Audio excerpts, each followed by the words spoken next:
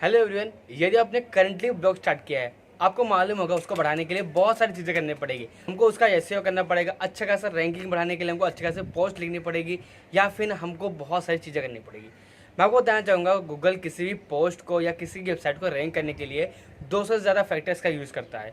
और वो factors high quality backlinks भी हो सकती है, या वो फैक्टर्स अच्छे खासा कंटेंट भी हो सकते हैं, या वो फैक्टर्स अथॉरिटी पे वो पेज अथॉरिटी पे भी हो सकता है। ऐसे बहुत सारे फैक्टर्स का गूगल यूज़ करता है किसी एक कीवर्ड पर रैंक कराने के लिए, किसी एक पर्टिकुलर कीवर्ड पर रैंक करने के लिए। बहुत सारी वेबसाइटों के लिए 200 से ज़्यादा फैक्टर्स का यूज़ करता है।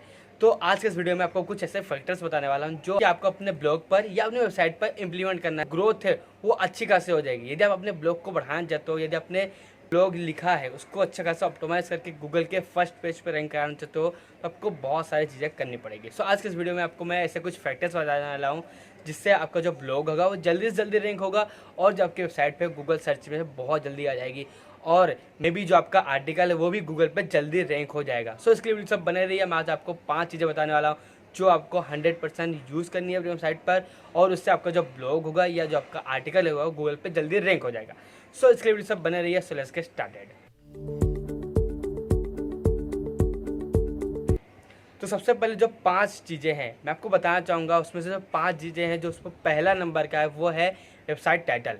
समझ लीजिए आपकी कोई वेबसाइट है तो सिंपली आपको अपनी वेबसाइट का टाइटल सेट करना पड़ेगा। मैं आपको एग्जांपल दिखाता हूँ। जैसा आप ये चीज़ देख सकते हैं, इसमें एक वेबसाइट का टाइटल दिया हुआ है। तो आपका क्या करना है, आपने वेबसाइट का जो भी टाइटल वो पहले सेट करना है, क्योंकि जब ब्लॉग स्टार्ट करते हैं तो ब्लॉग जो है वो बाय डिफ़ॉल्ट सेट रहता है। तो हमको सेटिंग करके सब कुछ चेंजेस करना रहता है। वो हमारे ऊपर रहता है कि हम किस बेस पे उसको चेंज करते हैं। जो ब्लॉगर यूज़ करते हैं उनके लिए बताऊंगा, और जो वर्डप्रेस यूज़ करते हैं ये उनके लिए बताऊंगा।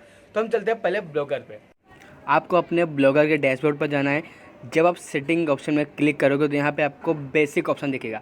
तो आप देख सकते हैं टाइटल। तो यही एक मेन टाइटल, जो हमारा मेन टाइटल है, जो हमारे वेबसाइट का टाइटल होगा वो यहीं पे हमको सेट करना है। तो यहाँ पे आपको जो भी टाइटल लिखना है, यहाँ पे आपको टाइटल लिख देना है। तो यहाँ पे हमने जस्ट टेस्टिंग के लिए, जस्ट सैम्पल के लिए मैंने यहाँ पे एक टाइटल सेव कर दिया है। आप देख सकते हैं 2PS developers IT company in Surat. इसको सेव चेंजेस पे क्लिक कर देना है। आपको सिंपली अपनी वेबसाइट के लिए एक अच्छा सा टाइटल ले लेना है। अब अगर आप वर्डप्रेस यूज़ करते हो तो वर्डप्रेस के लिए क्या करना है, आपको सिंपली आपको क्या करना है, वर्डप्रेस के डैशबोर्ड में जाना है। उसके बाद आपको सेटिंग के जस्ट नीचे आपको एक ऑप्शन मिलेगा जो कि है जनरल। जनरल में जब जैसे ही टैप करोगे तो वहाँ पे आपको एक ऑप्शन मिल जाएगा जो कि है टाइटल। तो सिंपली वहाँ पे आपको टाइटल, और वर्डप्रेस में जब आप जाओगे उसके जस्ट नीचे, टाइटल के जस्ट नीचे आपको मिल जाएगा ऑप्शन टैग का। सेट है आपकी वेबसाइट में, तो भी एक अच्छा इंप्रेशन पड़ता है जब कोई यूजर्स आपकी वेबसाइट पे आता है या आपकी वेबसाइट गूगल के सर्च पेज में आती है। अब दूसरा जो कि है ब्लॉग डिस्क्रिप्शन। समझ लीजिए आपकी जो वेबसाइट है, अब आपके वेबसाइट को गूगल पे अच्छे से इंडेक्स करनी है, तो आपको मालूम होगा इंडेक्स करने के लिए उस वेबसाइट का मेटा डिस्क्रिप्शन लिखा जाता है। तो अगर आप ब्लॉगर यूज़ करते हो तो हमने जैसे टाइटल सेट किया था उसके जस्ट नीचे आपको एक ऑप्शन दी जाएगा जो कि है डिस्क्रिप्शन। तो वहाँ पे आपको एक छोटा सा, जो भी आपकी वेबसाइट का मेन गोल है या जो आपकी वेबसाइट का मेन एम है कि हम इस वेबसाइट में क्या पब्लिश करने वाले हैं या क्या देने वाले हैं। समझ लीजिए जैसे कि मेरी जो वेबसाइट का मेन एम है कि मैं आपको डिजिटल मार्केटिंग से रिलेटेड या ब्लॉगिंग से रिलेटेड आपको मैं इसमें कुछ चीज़ें शेयर करूंगा जिससे आपकी जो नॉलेज होगी वो बढ़ेगा। तो आप कोई अपने वेबसाइट के लिए, जो आपके वेबसाइट का मेन एम है, समझ लीजिए आप टेक्नोलॉजी से रिलेटेड कवर कर रहे हो, तो आपको टेक्नोलॉजी से रिलेटेड ऐसा आपको डिस्क्रिप्शन देना है आपकी वेबसाइट के बारे में। जैसा भी वेबसाइट देख लीजिए, यहाँ पे एक एग्जांपल, उसके जस्ट नीचे आप देख सकते हैं कैसे उसने मेटा डिस्क्रिप्शन सेट किए। तो आपको मेटा डिस्क्रिप्शन सेट करना बहुत ज़्यादा ज़रूरी है। ये चीज़ें जो आपको बता रहा हूँ वो गूगल के फैक्टर्स के अंदर ही आती है। अब अगर आप वर्डप्रेस यूज़ करते हो तो यहाँ पे आपको क्या करना है, आपको एक प्लगइन यूज़ करना है जो कि है योस्ट एसईओ। आपने नाम सुना होगा, अगर आप नहीं सुने तो योस्ट एसईओ बहुत ही बेस्ट एसईओ प्लगइन है जो आपकी वेबसाइट की एसईओ करता है, जो आपकी वेबसाइट को गूगल पर रैंक करने के लिए बहुत ज़्यादा हेल्प करता है। वर्डप्रेस पे आपको जाना है, वो प्लगइन इंस्टॉल करना है। देन उसके बाद आप प्लगइन इंस्टॉल करोगे तो वहाँ पे आपको एक सेटिंग का ऑप्शन मिलेगा। सेटिंग में आपको मेटा डिस्क्रिप्शन मिल जाएगा। मेटा डिस्क्रिप्शन में सेम यही चीज़ लिखी है जो आपने ब्लॉगर पे लिखी है। मीन्स आपकी जो वेबसाइट का मेन एम है वो आपको लिखना है, क्योंकि एक वेबसाइट का टाइटल और मेटा डिस्क्रिप्शन बहुत ज़्यादा मायने रखता है वेबसाइट को गूगल के सर्च पेजेस पर रैंक होने के लिए। वो वेबसाइट का जो मेन एम है वो शो कर देता है, जिससे यूजर्स इंटरेक्ट करते हैं हमारी वेबसाइट के साथ। अब थर्ड नंबर, पोस्ट डिस्क्रिप्शन। समझ लीजिए आपने कोई पोस्ट लिखा, अब आप चाहते हो कि वो पोस्ट गूगल पर रैंक हो, तो उसके लिए सबसे पहले आपको उस पोस्ट का डिस्क्रिप्शन लिखना पड़ेगा। मीन्स कंटेंट तो आपने लिख लिया, लेकिन आपको उस वेबसाइट को गूगल पर रैंक करने के लिए या उस आर्टिकल को गूगल पर रैंक करने के लिए आपको क्या करना पड़ेगा, उसका मेटा डिस्क्रिप्शन सेट करना रहेगा। आर्टिकल को जो मेन थिंग्स है आप कह सकते हो आपको मेटा डिस्क्रिप्शन में लिखना है। सो अगर आप ब्लॉगर यूज़ करते हो तो जब आप न्यू पोस्ट लिखोगे तो आपको राइट साइड में एक ऑप्शन दिखेगा जो कि है search description as a meta description. तो वहाँ पे आपने जो भी आर्टिकल लिखा है, जिसके रिलेटेड आर्टिकल है, समझ लीजिए मैंने कोई आर्टिकल लिखा जो कि है how to install WordPress in GoDaddy server step by step. Means मैंने एक ऐसा आर्टिकल लिखा है कि गोडैडी सर्वर पे हम वर्डप्रेस को कैसे इंस्टॉल कर सकते हैं।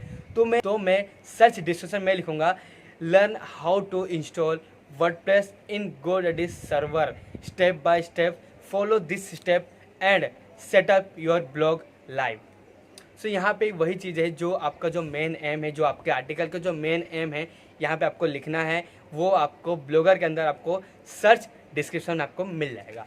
अब अगर आप वर्डप्रेस यूज़ करते हो तो वर्डप्रेस जैसे आप यूज़ करते हो तो जब आप न्यू आर्टिकल लिखोगे, मैंने आपको बताया आपको योस्ट प्लगइन इंस्टॉल करके रखना है।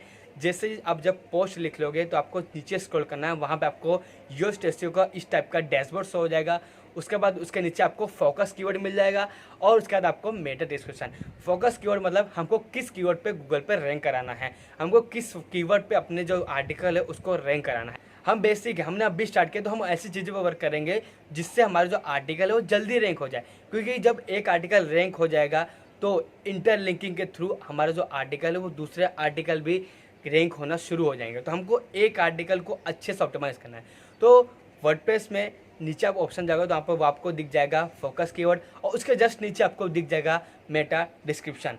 तो आपको वही चीज़ लिखनी है जो आपके आर्टिकल का मेन एम हो कि वो आर्टिकल किसके रिलेटेड है। जब कोई यूज़र उस कीवर्ड को सर्च करेगा तो आपका जो आर्टिकल है वो वहाँ पे शो हो सकता है, मीन्स जो आपका आर्टिकल वहाँ पे वो रैंक हो सकता है।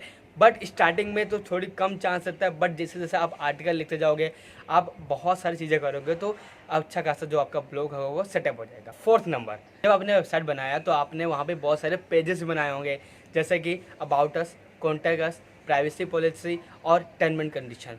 देखिए ये चीज़ें जो यूज़ होती है वो एडसेंस के लिए यूज़ होती हैं, लेकिन इसमें जो आपका अबाउट अस पेज हो गया, ये जो कंटेंट अस पेज हो गया, अब आपको क्या करना है, ये पेजेस में आपको क्या करना है, मेटा डिस्क्रिप्शन सेट करना है।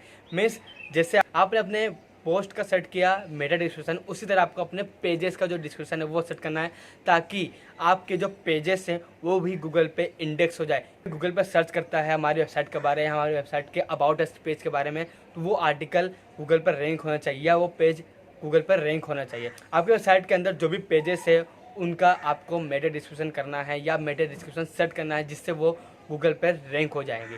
अब जो लास्ट चीज़ है जो कि बहुत मेन चीज़ है, ये सब मिला जुला के जो इनका मेन एम है वो है कीवर्ड रिसर्च। समझिए जब आप कोई आर्टिकल लिखते हो तो कभी जब आर्टिकल लिखो तो एक प्रॉपर रिसर्च के साथ लिखो, क्योंकि जब आप रिसर्च नहीं करोगे तो आप कुछ भी आर्टिकल लिख दोगे तो वो बहुत कम चांस रहेगा गूगल पर रैंक होने के लिए।